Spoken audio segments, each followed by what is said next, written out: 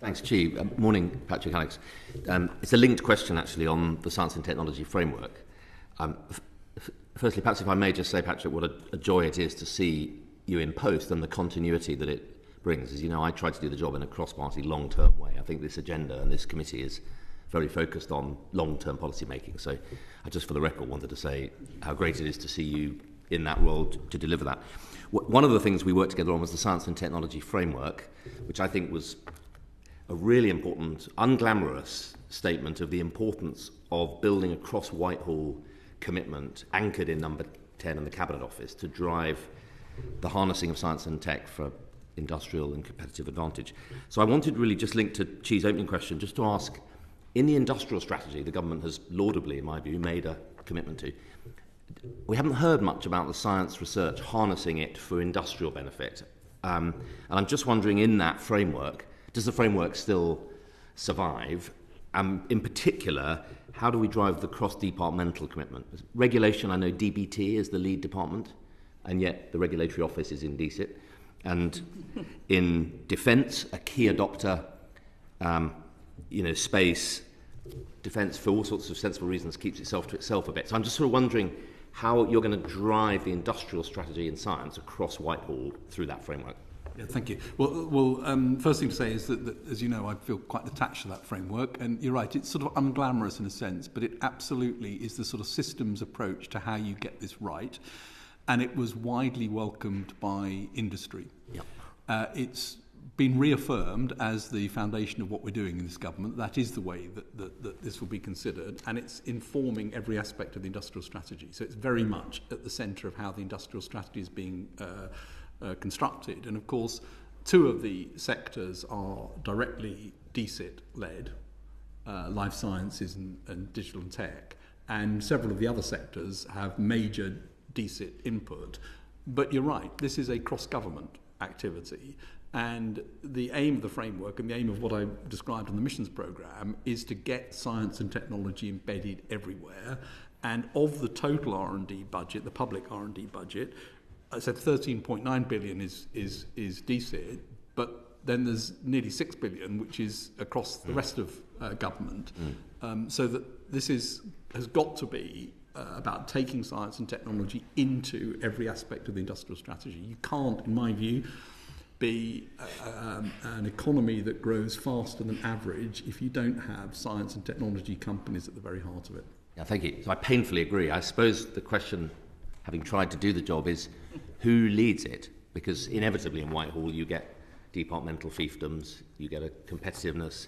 Is it the Prime Minister? Is it Deputy Prime Minister? Is it you? Who actually in government sort of bangs the table and says, Action 14, has it been done? Well, the Science and Technology Committee, which is a cabinet subcommittee, is a prime ministerially chaired subcommittee for exactly that reason. And you'll remember when that was set up for precisely that reason. The second thing to say is that DCIT is not a vertical department only. It does have some sort of vertical traditional things it looks after, but it has a very major horizontal component. And the Secretary of State's been clear about that horizontal role. The Prime Minister's been clear that he wants the Secretary of State to drive that horizontal role across government, across all departments. So there is a clear mandate to do that. And there is the Science and Technology Committee as a vehicle to then bring that back to prime ministerially chaired leadership. Hugely encouraging. So we needn't worry that the new DCIT framing, the digital department, means that the hard, wet science, the robotics, the agri-tech, the space, all that hard stuff, that won't be deprioritised within DCIT as a new digital department. I think you'd be surprised if I would sit in this role if that were the case. Thank you. Just to follow that up come back to the S&T framework, the regulatory point. You're making an important point about regulating by use. So AI in healthcare, widely used for drug discovery, rather different, important, but rather different from AI in the creative industries. Can I just ask again, in that regulatory framework matrix, how are those tensions resolved?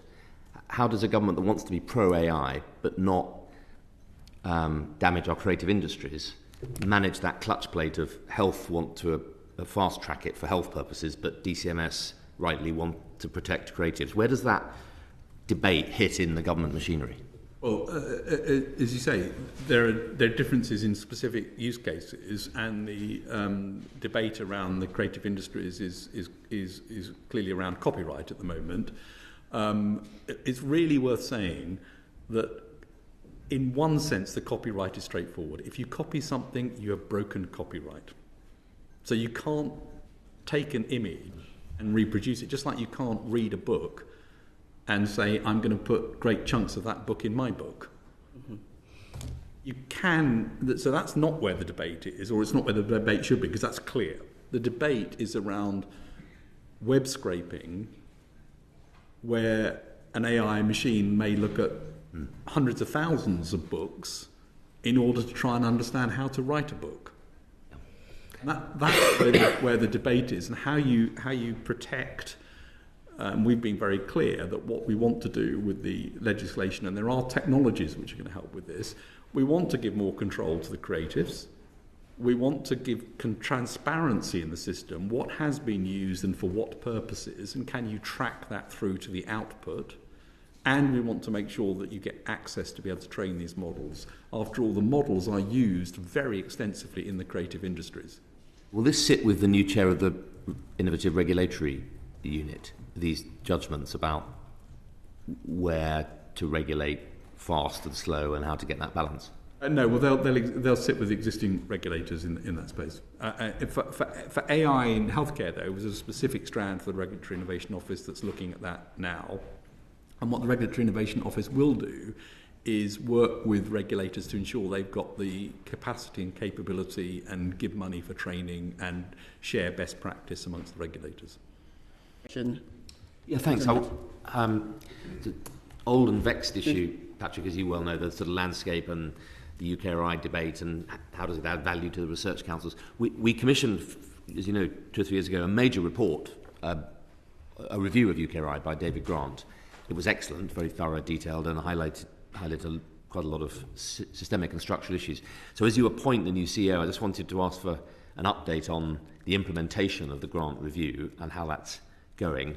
And really to ask, as per your earlier question, of the 20 billion a year, you said at the Lords Committee recently that you weren't yet sure how much should go to Blue Sky. I know it's not quite as clear as that, but how much of that 20 billion public money a year do you think should be going Blue Sky? How much industrial? And how much to the other priorities? Yeah, so there are 3 major reviews of the research landscape, Tickell, Grant and Nurse, all of which have been looked at by the department are being implemented. So I think the UKRI, and Alex may want to say more about it, is a long way down the line of implementing all of the recommendations of the Grant review. And what I said when I came in was, I think it's really important that we make sure we get the most critical parts of these reviews implemented rather than try to do everything on all of them all at once. And I think that's what's going on. And I'm absolutely sure that the new CEO will have views on how best we can do the other parts as well. And the aim should be to give more time for researchers to do research in that setting of particularly in the curiosity-driven research area. Do you want to add anything, and then I'll come on to the other point? Just on Grant, so David Grant actually was invited back to the UK R+D board to assess progress against his review, and gave them a reasonably positive assessment, I think, where he said there was more to do on some of the kind of digital join-up, which is still the case, but broadly he was complimentary on just some of the things they'd done to try and fix the issues he'd said. So a lot, still more to do, definitely, but they felt it was important to get him back, to give him the assessment of how things had gone, and he was, as I say, broadly positive. Data, systems working together, and improving the integration of that were the key things he highlighted, and UKRI are looking at some of that now. And on your question about the exact amount for curiosity versus the other 2 buckets I described, we're going to be looking at that as part of SR2 to make sure we get it right, and I think one has to be realistic. It's not going to be very different from whatever happens now, because you can't change that overnight and suddenly say you want to put 50% more in one place or another. But I'm very determined that we have a much clearer way of understanding how we're protecting that and how we're getting true growth from the other things we do. We need to make sure the other bits really are focused on government objectives and deliver growth and deliver benefit for individuals and deliver the things that government needs in order to be able to be more effective. And we'll have much harder sort of objectives around that. Thank you. Just SR2, timing, SR2? It's coming up for the summer. Patrick, I know you understand that the space sector is one of those sectors that's key to so much of the other priorities. It's key for blue sky science, a great experimental test bed for health, quantum effect research on the moon, driving the regeneration of Glasgow, pulling through strategic SATCOMs. It's a key sector, and I just wanted to ask where you see it sitting in, back to the S&T framework, the industrial strategy. Obviously, OneWeb has now been sold. We still have a golden share. Do you see us? Do we have ambitions for our space sector, or should it conclude that the action is elsewhere around the world? No, I think we do have ambition. It's under Minister Bryant's portfolio, and I'm there to sort of make sure the R&D bit can get supported. So it's very much under him. But yes, of course we have ambitions there. It's an important area for the UK, as you say, both in terms of what we do with it, so things like Earth observation and other areas, and indeed the potential for a launch. Saxavord and the money announced last week to try and get advance of a project from Orbex, 20 million investment there. So yes, there's definitely things that are seen as important, and as you know very well, that possibility of getting a launch into polar orbit is rather important, actually. Great. Okay. Well.